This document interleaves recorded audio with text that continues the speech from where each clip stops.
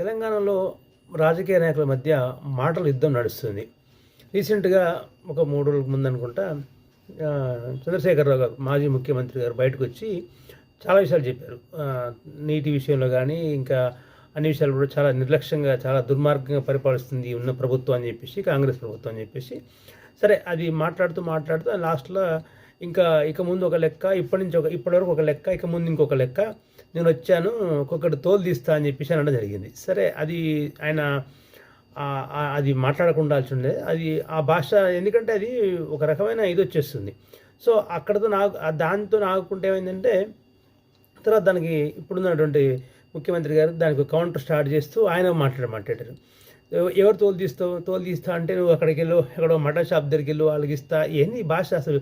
ఆ తర్వాత చనిపోవాలనుకున్నావు, నువ్వు చనిపో, ఇక్కడ ఉరేసుకో, అది ఇదని మాట్లాడి తొండలు లాగులలో అని చెప్పేసి చాలా అంటే ఇప్పుడు మీరు ఆయన క్వశ్చన్ వేసాడు, ఏదో సరే అడిగాడు, నీళ్ళు వాటి గురించి చెప్పండి, వివరాలు చెప్పండి. సరే అది ఇప్పుడు రంగారెడ్డి తిరుపతిలోకి పథకాలు వచ్చి మీరు తట్టడి మట్టి తీయలేదని ఏదో చెప్పాడు. వాటికి వివరణ ఇస్తే మంచిగా ఉంటుంది. లేదంటే ఇంకా బెటర్గా పరిపాలించండి. అంతేగాని ఆయన ఒక మాట అంటే మేము 10 మాట్లాడటం అంటే అది కూడా ఇట్లాంటి భాష మాట్లాడితే ఏంటి ఎక్కడ తొండలు వదులుతారు? ఇప్పుడు కొన్ని వందల మంది ప్రాణాలు తీసుకుంటే కదా తెలంగాణ వచ్చింది కదా, దాన్ని బ్రహ్మాండంగా పరిపాలించుకుందాం అంటే మరి మాటలు యుద్ధం ఎందుకు?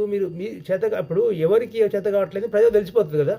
అది ప్రజల మ్యాండేట్ ఇద్దాం, ప్రజలకు ఇవ్వండి. మీకు వాళ్ళకి 5-10 సంవత్సరాలు ఇచ్చారు, చేయలేదని చేసినో తెలియదు, ఇప్పుడు 5 సంవత్సరాలు వీళ్ళకి ఇచ్చారు, చేసుకుంటూ వెళ్ళండి. ప్రజలకు ఏం కావాలో అదే ఆలోచించండి. కానీ ఒక్కొక్క వ్యక్తిగత హనాలు కలిసి వ్యక్తిగత మాటలు మాట్లాడుకొని తోలు తీస్తామని ఆయన అంటే తొండలు వదులుతాను మీరు అనేసి ఖబర్దార్ కొరడా దెబ్బలు కొట్టేస్తాం, కొరడా దెబ్బలు కొట్టట ఏంటి అని అది ఇంకా మన సమాజం చూస్తుంటే వేరే వాళ్ళు చూస్తే కొంచెం అసహించుకుంటారు. అంటే ఇక్కడ దాకా అక్కర్లేదు, ఈ భాష ఇంత తగ్గిస్తే సరిపోతుంది. ఓకే, మీరు ఏం చెప్పాలనుకుంటారో చెప్పండి, ఆ వివరణ ఇస్తే వివరణ ఇచ్చేసేయండి.